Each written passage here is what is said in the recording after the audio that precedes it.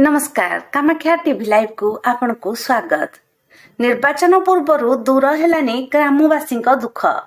Vote version कले ग्रामवासी। फांका पड़िला EVM machine.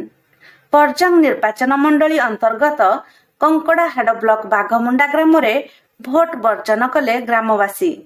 सूचना अनुसार निर्वाचन पाई समस्त प्रस्तुति शेष होइथिला।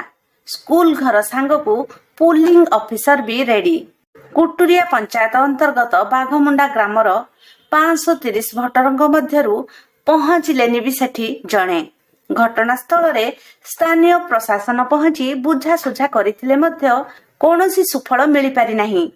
सियारीमालिया ठारू भाया सुंडीकाटेणी गां देई बाघमुंडा रास्ता पाई बारंबार ग्रामवासी दाबी करि आसुथिले मध्य रास्ता काम होई पारिला नाही।